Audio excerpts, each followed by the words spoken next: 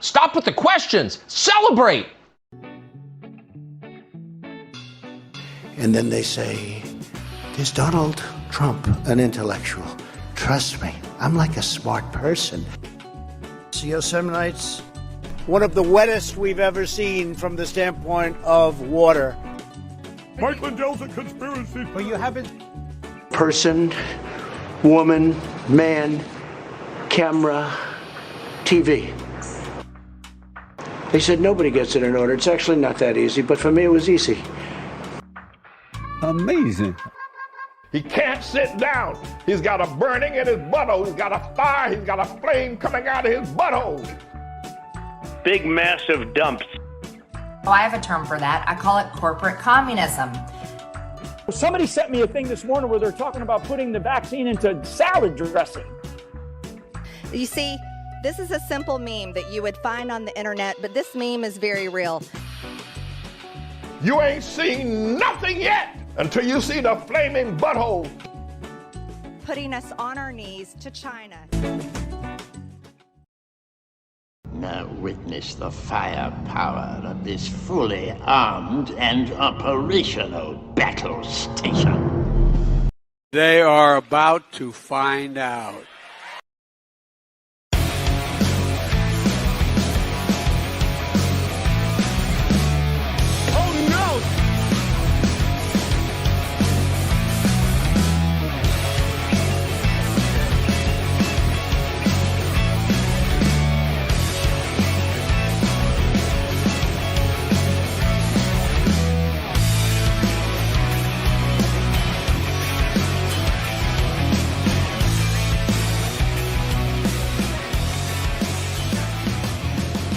How's the nation? Welcome, nation. Oh, shoot. Welcome to the show. I'm your host, Jeff Waldorf, of course. All right. It's Friday. Thank goodness. Thank goodness it's Friday. Do we have some interesting stories? So, look, we've got an update, of course, on the rail workers. Let's just say I was right. We'll get into it. I don't really think there's any more explanation on that particular portion, but nonetheless, we are going to talk about what happened. We have also bad news for Donald Trump and the special master. So that's a fun update. We have Biden going after anti-Semitism, which again, this is something that shouldn't be happening now, but you know, this is the times we live in. We have Kanye's friends on the right wing suspiciously silent after he goes full Nazi. And then Alex Jones. He's bankrupt. Fun. And not just in the moral way. You know, morally bankrupt. All right. Anyway. Let's dive in. Before we do, please like and share the stream. Very important that you do so. Of course you were. Says Torch Crimson on Twitch. Oh, look, I hate being correct in some of these things, but I kind of figured they were not going to side with the rail workers. So, yeah. Some sanity in this insane saga. Time to jail the thieving insurrectionist slob. Yet, when it comes to Trump, well, you know, hopefully. We all have our hopes and dreams. You know. Whisper of a dream. All right. Alex wore his lizard people mask in the Kanye interview. Did he now? Oh, interesting. There was a lot of insane things that happened during that interview. But anyway, with that said, why don't we dive into some serious stuff first, and that is the workers getting railed.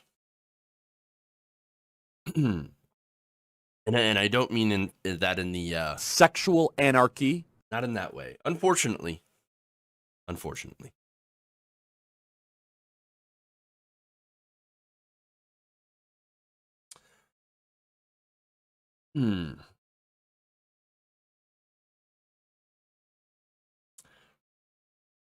On Thursday, the Senate did exactly what most of us outside of Washington, D.C.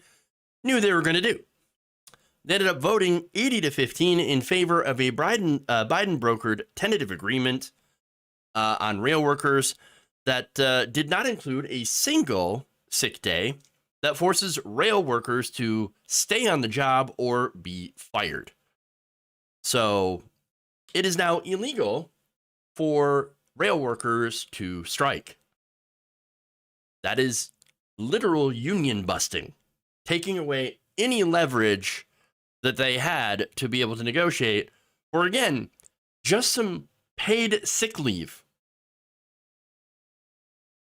On Wednesday, after pushback from rail unions and progressive activists, the House voted to add an amendment to grant one of the workers' key demands 7 annual sick days. However, since these are actually two separate bills, okay, so they're two separate resolutions that came from the House, they were decoupled, meaning, of course, both had to be voted on separately. The amendment failed in the Senate, gaining only 52 votes, not enough to break a Republican filibuster. But as I said before, the legislation that would break the union's ability to strike and force them back to work did pass. In total, 6 Republicans voted for the sick leave measures as Senator Mike Braun, Ted Cruz, Lindsey Graham, Josh Hawley, John Kennedy, and Marco Rubio. Let me be very clear, though. If there was a chance that this was going to pass, none of these Republicans would have voted for it. So let's be very clear.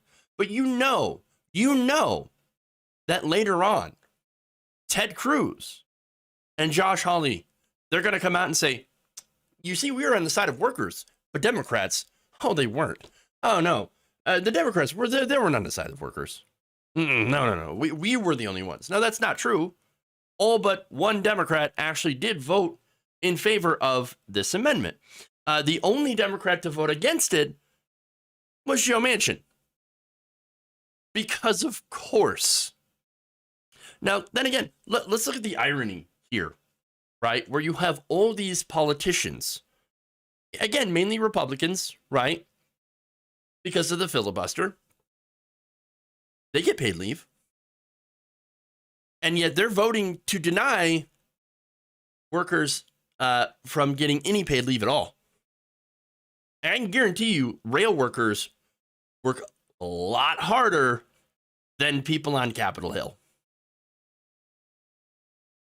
So, then again, like I said, Joe Manchin, the only Democrat to vote against the bill, once again reminding us that Joe Manchin is a piece of crap. Even though we probably don't even need any reminders of that. So, that said, the bill, the agreement is going to Biden's desk. Biden's going to sign it. Of course he will. Probably going to sign it tomorrow. And now, White House Press Secretary Karine Jean-Pierre reiterated after the House vote on the amendment, the president does not support any bill or amendment that will delay getting this bill to his desk by Saturday. And so there it is. It's passed. It's going to go to Biden's desk. And here we go. The rail workers going back to work without their key demand.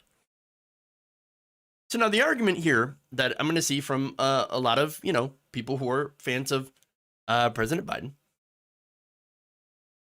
is there's nothing he could do. What could the Democrats do? There was nothing. He was powerless. The Democrats were absolutely powerless. And it was all the Republicans. Now, of course, it's true that Republicans despise workers.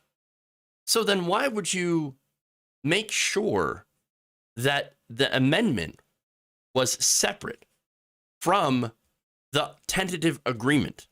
Why would you do that originating in the House, thanks to the leadership of House Speaker Nancy Pelosi, who made sure to decouple this sick leave amendment from the actual agreement itself, meaning that both had to be voted on separately? Why would you do that? you're setting yourself up for failure, knowing that the Republicans are always going to use the filibuster. Do you not know how things work? You're going to tell me that Democrats, House leadership specifically, and Biden, knowing the track record of Republicans voting against every single pro-worker piece of legislation, they were going to come together and say, oh no, we're actually going to let this go. We're going to vote in favor of 7 days of sick leave because we love the workers so much. Republicans? Really? Do you believe that? They don't believe that. It's, again, if you think Republicans are on the side of the people, you're an idiot. But if you're in Washington, apparently you think, oh, no, the Republicans will actually do something good, even though throughout their entire experience, their entire record shows that the opposite will happen. So we're going to split it up anyway. Now, what they did was they put the economy, they put the bosses of the rail yards ahead of everyone else, ahead of the workers. Look, Democratic leadership screwed their own voters as a result of this. Now, it's not to say, well, then you should not vote or vote for Republicans. No, you should vote for progressives.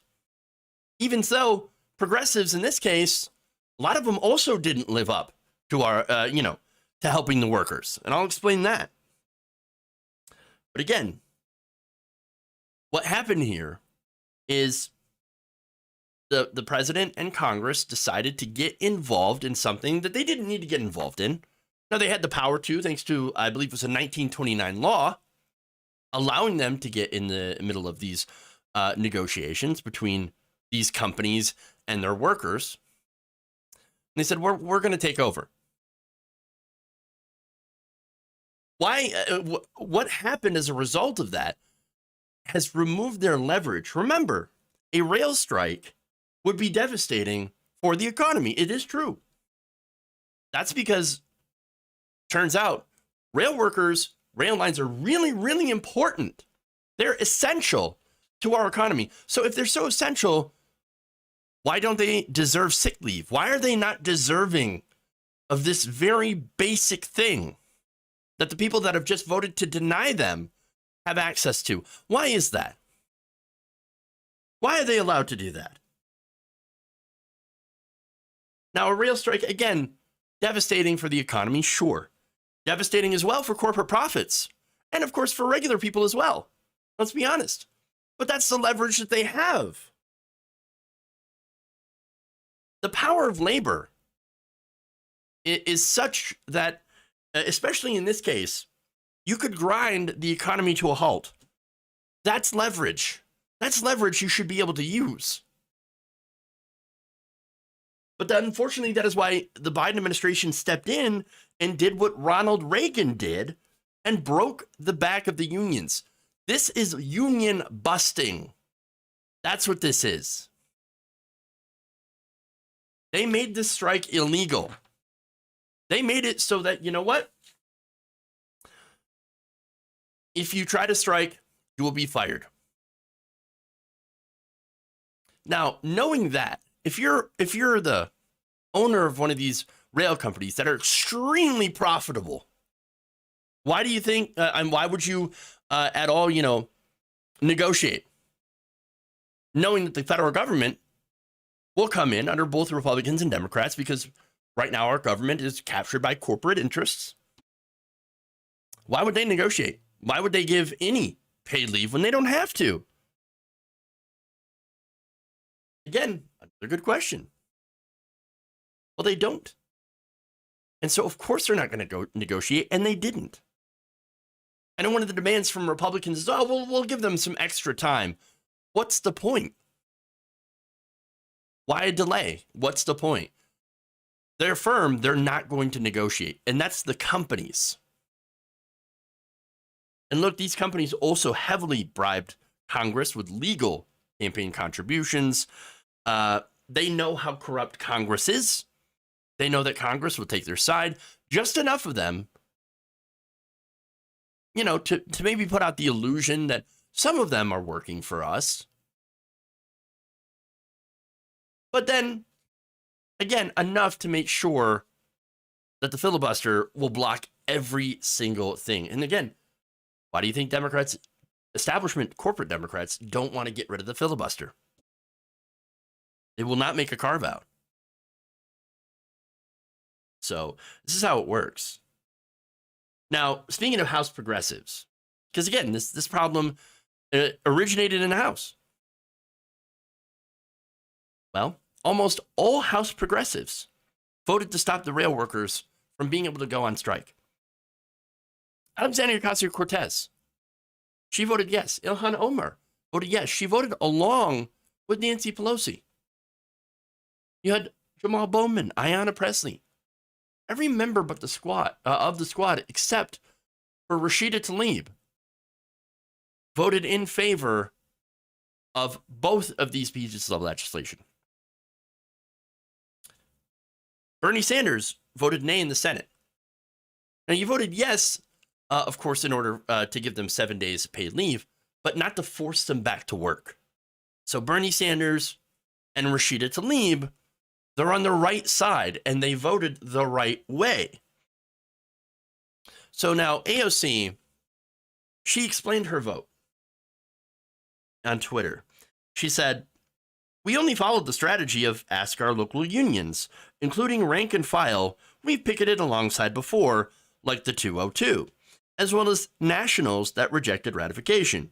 And New York 14, locals' ask was yes, yes, so we could send paid sick to the Senate."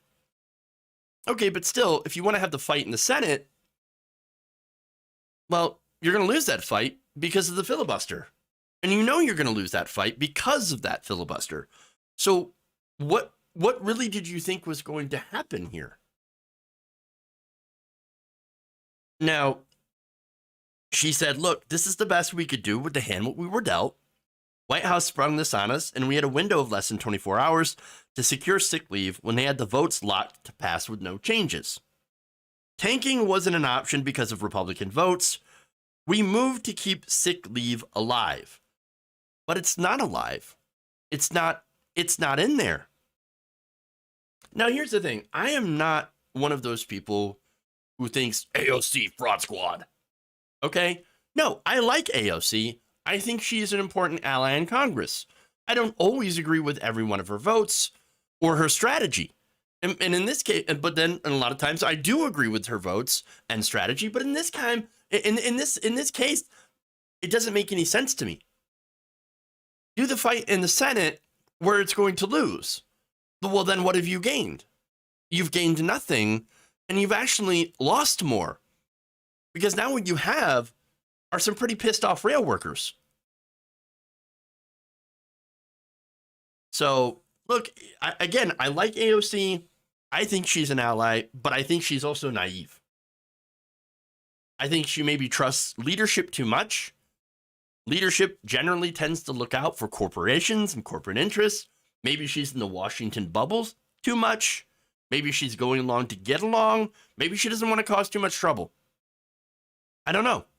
I don't know what the issue is. I wish I could ask her in a polite and respectful way, of course. Why she seems to, why this stuff always seems to happen. For example, Build Back Better and the Inflation Reduction Act. All that stuff. Again, you had a lot of good things in those bills, but they were decoupled. They were taken out by House leadership, by Democrats, in order to appease people like Joe Manchin. And so all the good stuff was stripped out. The stuff like paid leave for families, childcare, all that stuff. And it just keeps happening. And they go along with it and they're like, oh, but don't worry, we're going to get the stuff put back in. And then when it doesn't, progressives have egg on their face in the House. Now, it's this failed strategy, but at least Rashida Tlaib seems to have caught on to it. But nobody else seems to have. But here's the thing. This is why Republicans and corporate Democrats got together to crush the rail unions. Aside from hurting the economy, they're also able to strike a gigantic blow against labor. I'm going to quote here from Ben Burgess in the Daily Beast. Quote, "The reason that workers' collective ability to grind the wheels of the economy to a halt is such a potent weapon is precisely because it would lead to massive disruption. In using the power of the state to quash a potential rail strike, while assuring workers that of course they want them to have more time to spend with their families." Remember, again, you have, I've explained the conditions in a previous video, how you have workers that ended up having to go to work and then having heart attacks and dying on the job because they can't schedule, they can't take any time off to schedule, a doctor's visit or to schedule time with their family. And if they get sick and have to take time off, they get punished or they're going to work sick. Another person had an infection that they could have easily treated had they had time. Their schedules didn't line up. You couldn't get time off. And that infection grew into something that required a surgery. So this is what's going on here. Paid leave is not something that should be denied to anyone. Burgess continues. Democrats, even in the party's progressive wing, are sending a message not just to the rail workers, but to the entire working class. The message is that Democrats are only pro-labor until the point when it can cause serious inconvenience, which is also the point at which labor could accomplish anything real. They'll express verbal sympathy for the workers' complaints and even toss them a favorable amendment, but they won't tolerate working people exercising the only real point of power they have in the system. And he's right. That is the ability to shut things down is the power that labor has. And yet, look, France, they do it all the time. But in America, we don't. We don't shut anything down. And when the rail lines attempt to do so or threaten to do so, Congress comes in and absolutely crushes them. That's the issue here. And again, to give you an example of these people and how they feel about this, because the other part of this is that Biden and the Democrats have actually ended up slapping workers in the face, people that support them.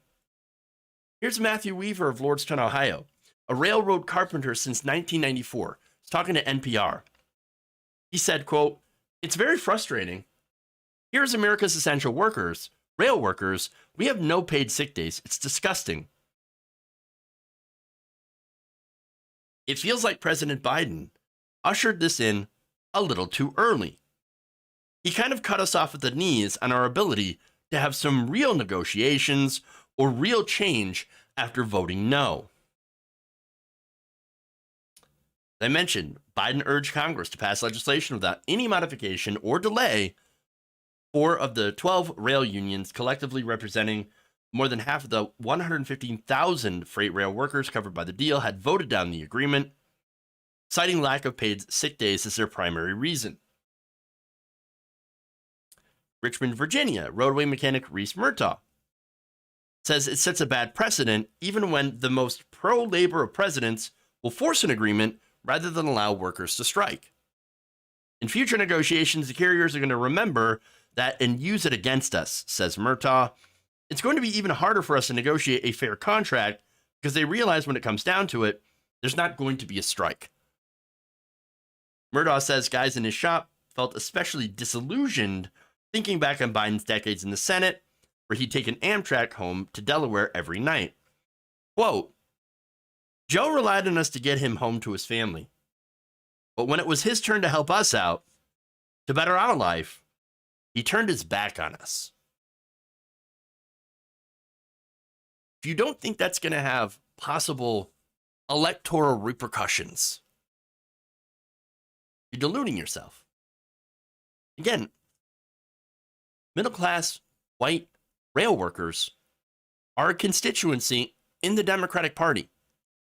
A constituency they could lose if Republicans craft the right message. Again, Republicans are not going to live up to that message, but they can craft it anyway. Trick some of these people who are, of course, disappointed by Biden and the Democratic Party not representing them and their best interests. That is going to have an impact, believe it or not.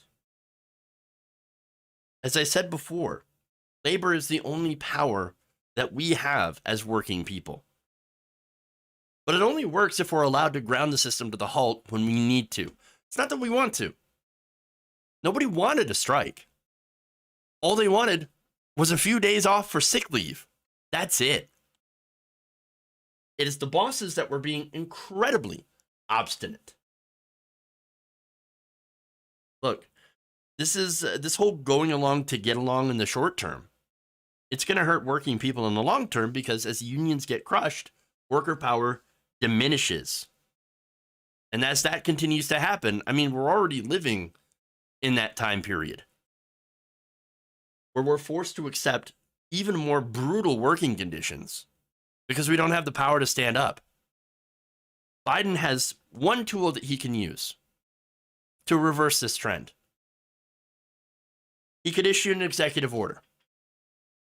He could mandate paid sick leave on rail workers.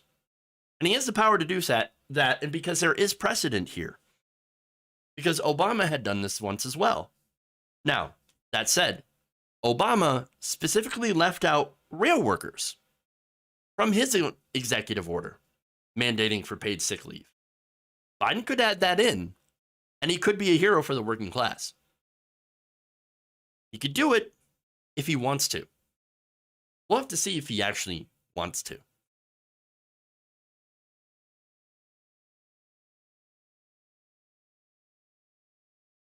All right.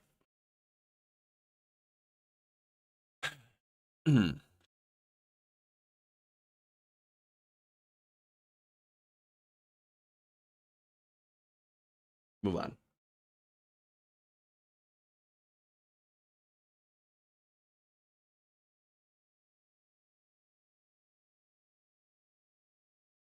In what is the newest blow to former President Donald Trump, the 11th Circuit Court of Appeals has just rejected the argument from Judge Eileen Cannon and her decision to appoint a special master in the case of Trump's stolen documents from the White House that were found at Mar-a-Lago. Details. In an unsigned opinion, Chief Judge William Pryor and Circuit Judges Andrew Brasher and Britt Grant wrote that Judge Cannon never had the authority to hear a civil case Mr. Trump had filed with the aim of stopping the use of the documents as the FBI and Justice Department investigated whether he had violated criminal laws against unlawful retention of national defense information and obstruction of justice. So they wrote a 21-page opinion. Here's some notable excerpts from it. The law is clear. We cannot write a rule that allows any subject of a search warrant to block government investigations after the execution of the warrant. Nor can we write a rule that allows only former presidents to do so. Either approach would be a radical reordering of our case law, limiting the federal court's involvement in criminal investigations, and both would violate bedrock separation of powers limitations. In their the judges also said that Mr. Trump has satisfied none of the requirements that would have to have been met before Cannon could have issued an injunction to block the probe in any way, much less be able to appoint a special master to review evidence seized for a criminal investigation pursuant to this lawful search warrant of Mar-a-Lago. They also explained the arguments put forth by Mr. Trump's legal team would have had them essentially have to rewrite U.S. criminal law in a way that would have allowed any subject of a criminal investigation to intervene by a civil suit to block the government from using lawfully obtained evidence against them. So basically, Donald Trump was asking for special rules that no one else would get just for the fact that he had once been president. Right. Okay. They wrote, He asks us to ignore our precedents, finding that a callous disregard for constitutional rights is indispensable. He asks us to conclude that a property interest in a seized item is sufficient need for its immediate return. He asks us to treat any stigma arising from the government's access to sensitive personal information or the threat of potential prosecution as irreparable injuries. And he asks us to find that he has no other remedy apart from equitable jurisdiction.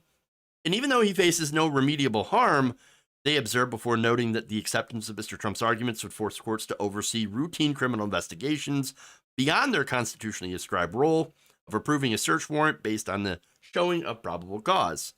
Our precedents do not allow this, and neither does our constitutional structure, saying that the only remaining possible jurisdiction for Judge Cannon's ruling was that Mr. Trump was a former president.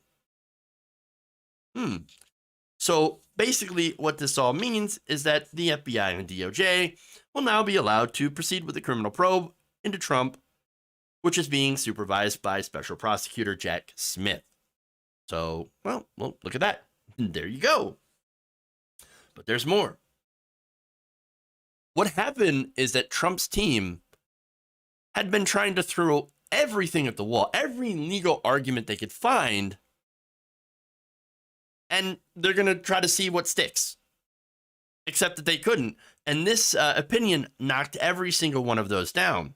The appeals court had defeated numerous arguments raised by Trump and contested by the DOJ about the definition of personal records versus one that fall under the Presidential Records Act, executive privilege, which he doesn't have anymore because it's not in the executive branch, attorney-client privilege, and whether Trump had declassified documents to focus on simply whether Cannon had lacked any jurisdiction to hear the case at all. So they knocked down all the arguments and boiled it down to this one point: whether Cannon has jurisdiction. And they found that she did not. Going back to, by the way, one of the arguments that I think is one of the best arguments I've seen from a hilarity standpoint, from the standpoint of what's really, really dumb and funny. I declassified them with my mind. You know, just by thinking about it and not telling anyone. Well, then how are people supposed to know if you don't tell anyone? It doesn't make any sense. But again, I guess in Trump's brain, it does. I'd love for him to tell us, oh, wait, what is that? I'm getting some telepathic signals here. Oh, that's what that means. Oh, okay, I got it. No, the whole thing's ridiculous. He doesn't have special brain powers to declassify things. But anyway, that said, the federal courts have, let's see, they ruled the federal courts only have jurisdiction limited by constitution and statute and cannot expand their powers merely by judicial decree, which is what Cannon had tried to use, although the process itself is called equitable relief, which is basically just the power judges use to issue an injunction. So basically, put very, very simply, Judge Cannon ruled, did this injunction, put in the special master, and her justification is because I could. Oh, is that the reason? Yeah, I just thought I could. Huh. Now that sounds a lot like the same argument that Trump had used to justify him taking the documents in the first place. I could. They were there.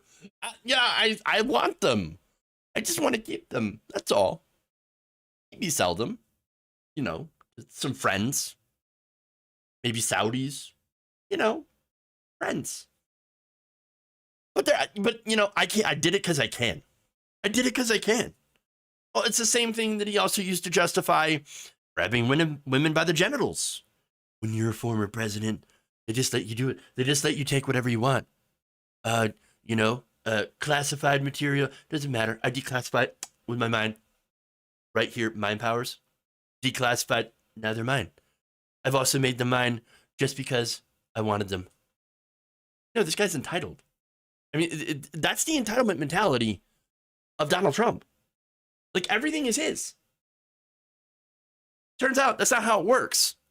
And thankfully, the court agreed, the appeals court. And so they're putting a stop to it.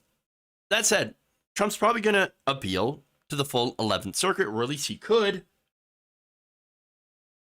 There's an argument whether or not that court will actually take it up. I doubt it. Again, these are just members of the circuit court saying, look, yeah, we're not buying that argument. And again, he could appeal it to the full court, but that's probably not going to go well. And then, of course, he could also go to the Supreme Court. So what's going to happen there? Supreme Court's probably not going to take it either. I would be very, very surprised, since, again, none of them really care all that much about Donald Trump, honestly. Besides, this is not a conservative ideological issue, which means they're very unlikely to take it up. So, there it is. No more special master. The DOJ and the FBI now have access to those documents. They're going to see what they had, what he had, and add to that the fact that along with this, now the House is also getting Trump's tax returns. That's shaping up for a pretty bad end of the week for Donald Trump. And you know what that means. If you're near Mar-a-Lago, you might want to duck, might want to watch out, might want to hide the ketchup.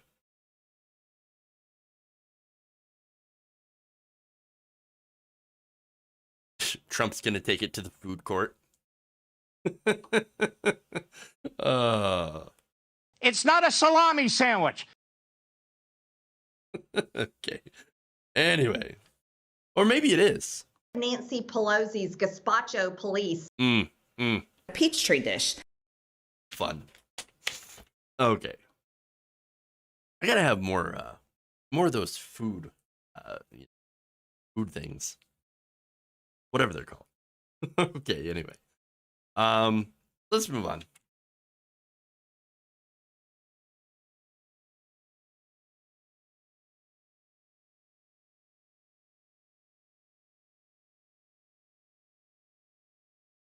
All right. Here we go. President Joe Biden has weighed in on Kanye West and his rampant anti-Semitism, which apparently is something that we have to do now. But hey, great. He tweeted this. I just want to make a few things clear. The Holocaust happened. Hitler was a demonic figure. And instead of giving it a platform, our political leaders should be calling out and rejecting anti-Semitism wherever it hides. Silence is complicity. Look, it's actually really sad in this day and age that this has to be said because it's the most obvious thing in the world. Yes, 100%, Joe Biden is right. And yet, there's going to be people out there that are going to disagree. Because, of course, because it's now out in the open. I mean, here we are, Nazis are back, and the right wing keeps giving them platforms. I mean, again, Trump invited Kanye to dinner, brought along Nick Fuentes, and then Tim Pool invited Kanye onto his show, as well as neo-Nazi Nick Fuentes and pedophile defender Milo Yiannopoulos. They're back. They're back, everyone. So let's just think about that for a second, right? Milo Yiannopoulos. Everyone knows, or should know, why Milo was canceled by the right wing. It's one of those cases where the right actually canceled one of their own. And it's because he said that it was fine and sometimes good to have adult men have sex with 13-year-old boys.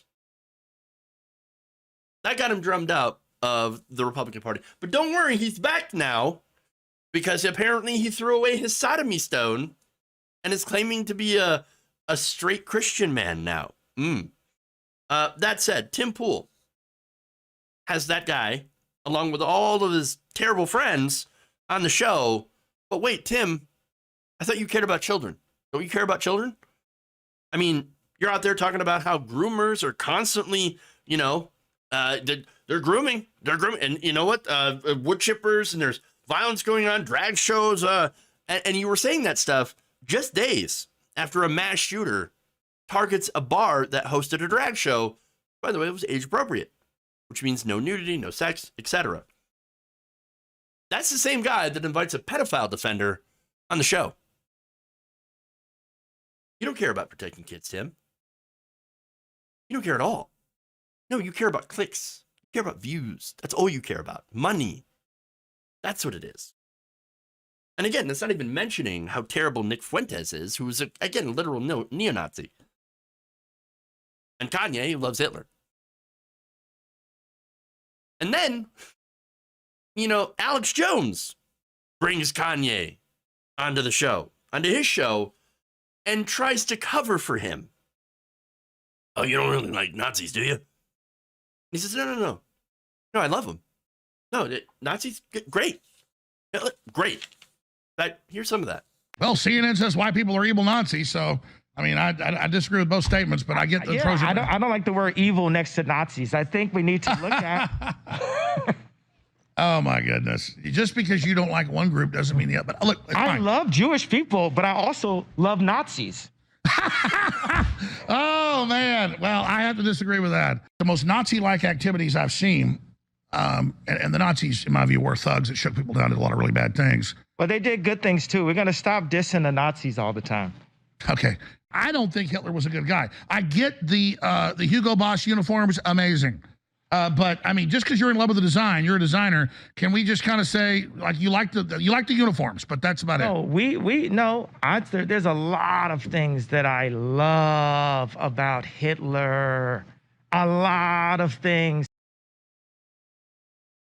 I mean, that blows me away every time. Like, he's just right there. Like, oh yeah, no. Alex, he's like, you don't understand.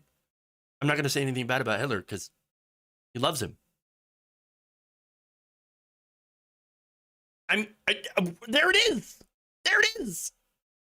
It's right in your face. Now, getting back to the Biden administration, White House Press Secretary Karine Jean-Pierre made clear that Biden had condemned Donald Trump's dinner guests because, look, that's what the tweet was also referring to. Okay, so Donald Trump had Kanye and Nick Fuentes over for dinner and loved Nick Fuentes. I never met him before, but I really like that. He gets me. And then later on does the whole, what do you mean? I don't know. I'm Coffee Boy. Nobody believes it. But that said, here's what Jean-Pierre says. This administration, the president totally rejects bigotry, racism, anti-Semitism, and there's just no place for these types of vile forces in our society. And this is something that we're going to continue to deny, including Holocaust deniers. All right. So again, that's the Biden administration. Now, some Republicans have also spoken out, but there's some notable people that are missing. Get to that in the next segment. But Mike Pence, bad when Mike Pence has to come out and say, President Trump was wrong to give a white nationalist, an anti-Semite, and a Holocaust denier a seat at the table, and I think he should apologize for it. White nationalist, anti-Semite, and Holocaust denier. Well, there you go. Oh my. The trifecta right there. Governor Brian Kemp said racism, anti-Semitism, and denial of the Holocaust have no place in the Republican Party and are completely un-American. Senator Bill Cassidy said, President Trump hosting racist anti-Semites for dinner encourages other racist anti-Semites. These attitudes are immoral and should not be entertained. This is not the Republican Party. Oh, kind of is. Really. That's what you're missing. Kind of is. Senator Lindsey Graham. And by the way, the reason I say that is because there was a lot of people on the Republican Party when he was throwing up the yikesy stuff before he, praised Hitler. When he was like, yeah, DEFCON 3, right? Against the Jews. Didn't denounce him. Senator Lindsey Graham told the Washington Post that Trump shouldn't have given oxygen to people like that. But then said, quote, he'd still support Trump. But there are others that didn't say anything. Herschel Walker, Mehmet Oz. There's that. So look, Donald Trump hasn't come out and other than, attacking Kanye for asking him to be his VP, hasn't actually called out the ideology. And so that's the problem. You're not calling out the ideology. He didn't come out and say the ideology is terrible. And you kind of have to wonder why. Maybe he probably agrees with it.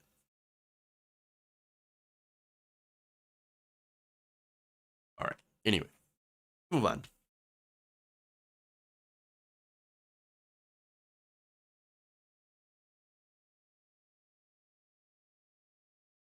Is Candace still trying to get him to buy Parler? You know what? That question will be answered.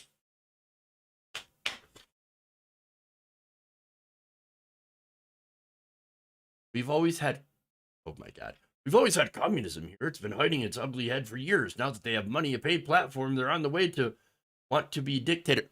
What are you talking about? That is the most unhinged thing I've seen. Really? Really? Replace that with fascism, and you would be correct. Wow. All right. Anyway. Oh. It looks as though some of Kanye's friends might be in a little bit of a pickle.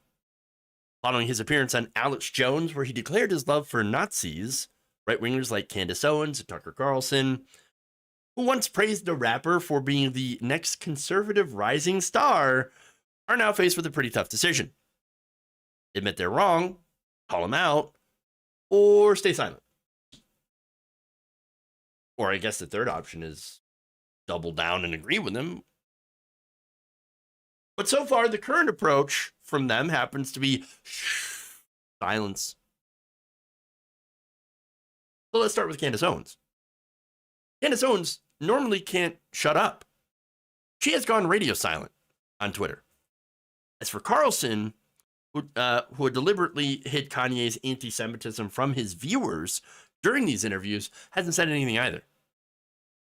On Thursday night, just hours after Kanye's appearance on InfoWars, Carlson did his usual show with no mention of Kanye, Hitler, or any condemnation for the rampant anti-Semitism. So now, I mentioned those two, and there are others, of course, who had boosted Kanye. Well, they did a lot to try to sanitize Kanye West and push him as the future of the Republican Party. Finally, a rich and famous black man telling us how amazing Trump and MAGA and our beliefs are, and how he's not crazy. No, he's not actually crazy. It's the left attacking him for being a free thinker, breaking away from that Democrat plantation. Those are things that Candace Owens had said. That said, let's go to the some of the outtakes from the internet, things that Tucker Carlson did not put in his interview with Kanye that are a little yikesy. And now you look up, and my kids are going to a school that teaches black kids a complicated Kwanzaa. I prefer my kids knew Hanukkah than Kwanzaa. At least it will come with some financial engineering. Planned Parenthood was made by Margaret Sanger, a known eugenics, with the KKK to control the Jew population. When I say Jew, I mean the 12 lost tribes of Judah, the blood of Christ, who the people known as the race black really are. This is who our people are, the blood of Christ. All right, so let's go to the first one. Well, I wanted them to know Hanukkah because of financial engineering. Again, going into the old trope that all the Jewish people are bankers. And they somehow know money better? Okay. That's not really an innate thing. There's others, right? He said, I trust the Latinos when I work with them. I trust them more than, I'll be safe, certain other businessmen. Oh, you know.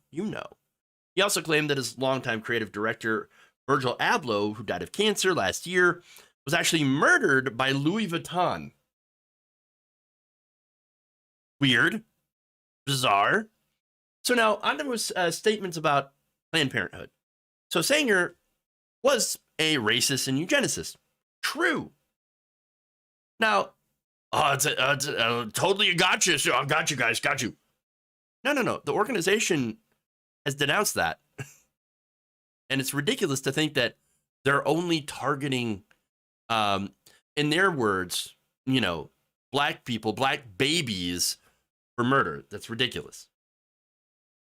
Now, Ye was also referring to the claim, unsupported by historical evidence, that black people are the real Jews.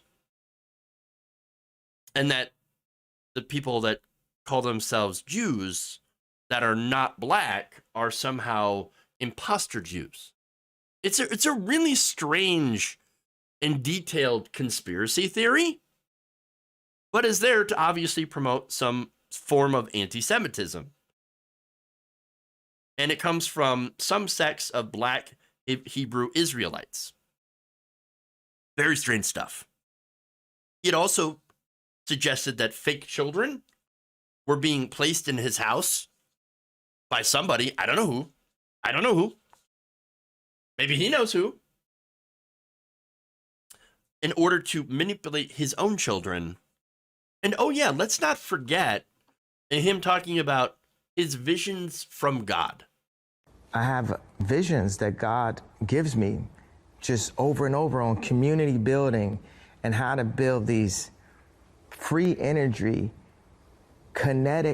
fully kinetic energy communities where we put the least impression on the earth. We're not building the new New York skyline cockfight, that we are humble in the way that we present ourselves. We've got to rethink who we are as a species. Very stable genius. Obviously. Now, I say that because, look, Carlson, if you would watch his heavily edited interview where he cut all that stuff out, the stuff that was cut out was sent to a Vice reporter. The interview that he presented didn't include any of that. And by the way, when introducing it, he said this, is West crazy? You can judge for yourself as you watch what we're about to show you. He has his own ideas, but crazy? Well, that was not our conclusion. Tucker Carlson, he says, not crazy. Not crazy. Well, that's because you edited out all the crazy. Now for Owens, look, you could say that she missed the red flags. She just ignored them. For example, when Kanye declared his intent to go DEFCON 3 on Jewish people, Owens said, oh, that's not anti-Semitic. What are you talking about? She said, it's not. It's like you cannot even say the word Jewish without people getting upset. Okay, but context matters. When you say you're going to go DEFCON 3, well, then, yes, that's kind of a problem. So, look, here's the thing. The reason that she zoomed right past all those red flags is because of her Parler deal. Days later, it was announced that Kanye would be buying her husband's struggling social media platform. The whole deal was about money. Of course it was. Now, that said, there's a story of, Icarus, right? I believe that's the story where you fly too close to the sun, the wings kind of melt off. Well, that's what happened. Kanye flew a little too close to the sun. And now Candace is like, oh no. Crap. My avenue for making money. I might have to distance myself. And so that deal is over. That deal has been canceled. I thought they didn't believe in cancel culture. what happened is, of course, like, Candace Owens works for Ben Shapiro at the Daily Wire. She did the calculation, and again, for her, it comes down to money. She did the calculation that not being fired by Ben Shapiro would probably be better than trusting Kanye to actually, come up with his end of the deal. Because Kanye is in a lot of financial difficulty right now. So she thought, I'm going to make the better financial decision, especially since my bank just crashed. My Blexit organization also not doing so well. I might want to actually think about preserving my cash flow and finding another buyer for Parler, if anyone's even interested at this point. So there's that.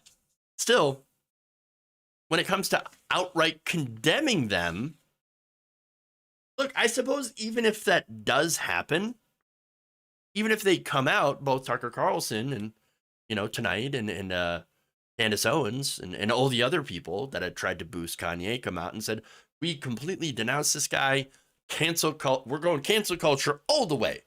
Harm's already done.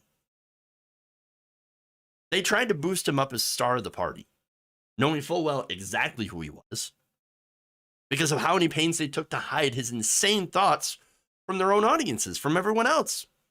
And they only did it because they thought they could get something out of him. And at the end of the day, they got something all right. It just happened to have been a lot more than they have bargained for. Walk around and find out, I guess.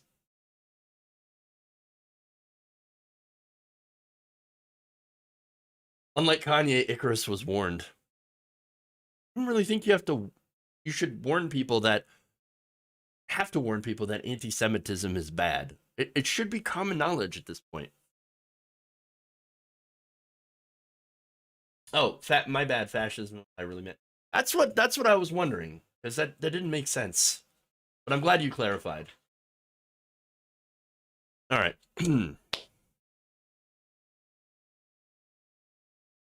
We end with some good news. It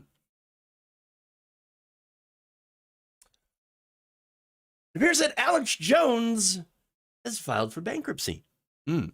Conspiracy theorist has made the filing on Friday after he and the parent company of his InfoWars website, that's Free Speech Systems, were ordered to pay about $1 billion in damages to the family of the victims killed in the Sandy Hook massacre. For the whole defaming them. The filing for personal Chapter 11 bankruptcy, and so that's different than his company that he had filed bankruptcy for, happened in the Southern District of Texas, and valued Jones' assets to be between 1 to 10 million, and his liabilities between 1 billion and 10 billion. Wow. Okay. Look, I think he's probably got more than 10 million. Honestly, I think he's hiding his money. I think he's been funneling money to different organizations, family members, in a way to try to shield as much of his money that he can. Again, I think he made was it anywhere from 35 or $350 million from his InfoWars store, and I think in a 3-year period. That's a lot of Instahard. I'm just saying. That's a lot of Instahard. That said, I guess, him trying to declare bankruptcy is a way to protect whatever assets he has left from this case that's a slam dunk against him. They're going to collect. And they're going to collect everything that he has, which apparently he's claiming isn't that much. So I don't know if they're going to try to see if they can find any other assets that he has. Again, I've talked about in previous videos some of the shady ways that he had tried to hide his money before. For example, companies that his members of his family own that he claims he owed money to, and that they should be taken care of before the victims of Sandy Hook should be given the money. Yeah. So that's just some of the shady ways, and this looks like another way for him to try to hide his money. And by the way, funny enough, the timing here, it's right after Kanye West had, praised Hitler on his show, which is fun. It's just funny. It also filings the other bankruptcy protection filings for several Jones companies earlier in the year. 3 of his businesses, including the InfoWars site, filed in April, while the site's parent company, Free Speech Systems, filed in July. And you see all of these different, satellites of companies that have popped up. His personal trainer popped up with a new company saying that, he's got to pay me this amount of money for the consulting. It's a personal trainer. So, look, we know what he's trying to do. And so I don't know, if he's going to get away with it. I don't know what ways they can use to get after some of the money that he's been trying to, shovel and shuffle around. You don't know. But maybe I do know that he's going to need some brain pills. A lot of brain pills.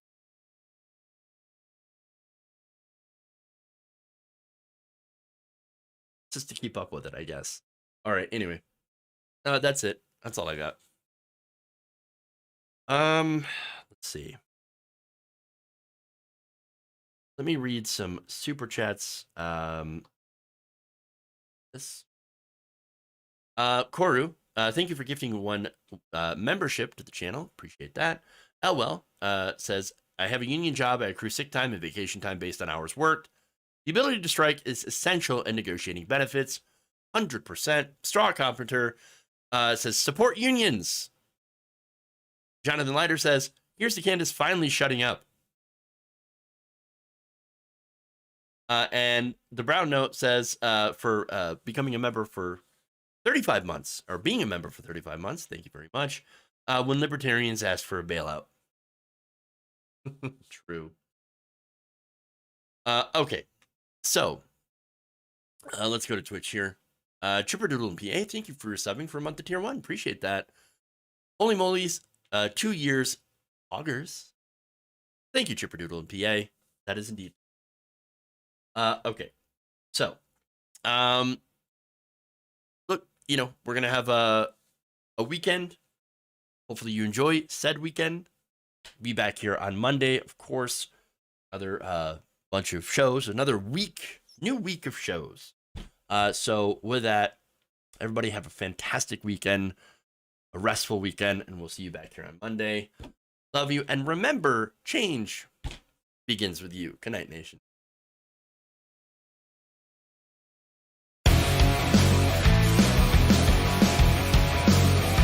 I will eat your ass. We're under attack.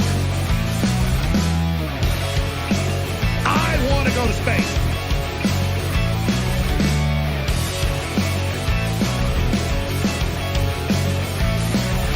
It is an alien force out of this world. It's the devil, okay? Oh yeah.